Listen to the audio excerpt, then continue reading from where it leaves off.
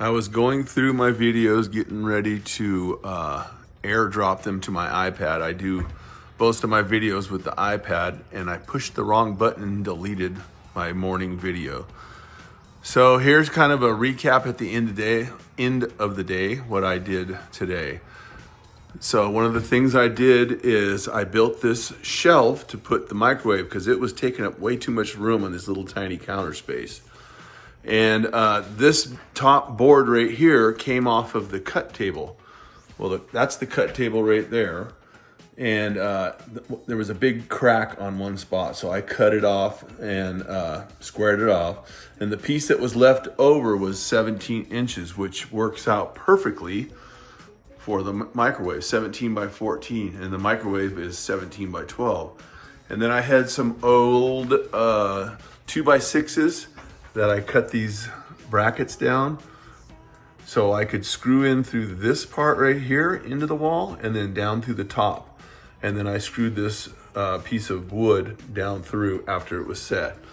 So that was one project. Then the next project I did was put this hood up. Thank you, Gary, for giving me this hood. So I just screwed in with 2 screws on either side and put it in as level as I could get it. And now I know what I need to do to build the soffit. So I'll get that the next time I'm here. I also need to figure out how to vent it out because the top has a piece of metal stud track, which goes down 1 inch and 5/8. So I'll have to figure that out. Also, another thing I did is when I built this cabinet, I made this one door bigger so I can get in there and do all the plumbing because that's a pain in the butt. And these are both 17 inches across. Well, my propane tank is 12 inches across. So I figured, I have plenty of room.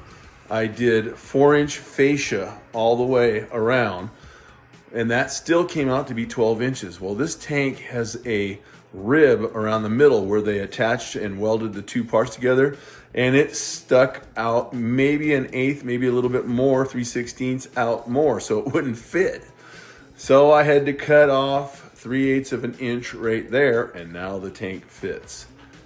So that was a fun project, getting in there, making a dusty mess. Another thing I did, it was bugging me last night. I came back several times and measured. This wall was too far this way. There wasn't quite enough room. You could walk by, but it was terrible.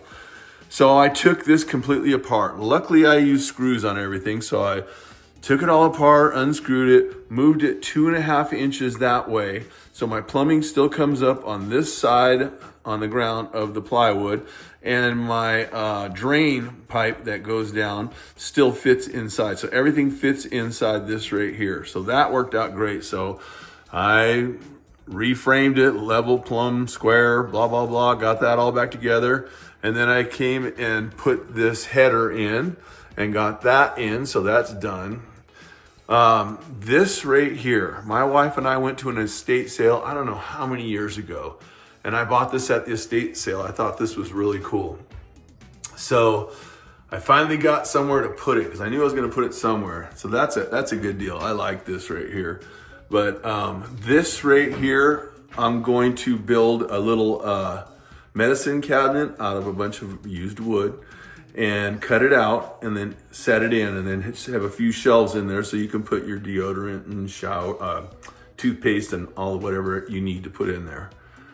So that was one of the projects today. And then the other thing was trying to clean this up because when you're working, you get a mess everywhere. Well, I brought the cut table in, you saw that, and got all that out of the way. I knew that I had to change the flat tire or the bad tire, so I took the bad tire off the trailer, which was that one, and I put a new tire on there, and I put the old tire in the back, and I've got another spare I put in there, so that's taken care of. And then I had a big mess of scrap wood that was no good, and they have a big burn pile that they allow people to put any wood products or branches and what have you in there, so I brought it over there to dump it and get rid of it. And I cleaned up this big mess, and anything that I thought was still good, I piled up right here. So that was a really good day. I mean, got a lot done. I'm super happy with that. So I hope my kids enjoy this and my grandkids enjoy this. and my friends enjoy this, and my new YouTube friends. So We'll be back here in the fall, and I've got a bunch more things to do, but stay tuned for more. Thanks for watching. We'll talk to you soon. You just never know with Montana weather. Now it's raining. It was almost 90 today. Crazy, crazy. Gotta love it. At least the wind died down a little bit. All packed up, ready to go. Just getting ready to shut the power off. Just got my last things, got the covers on the windows,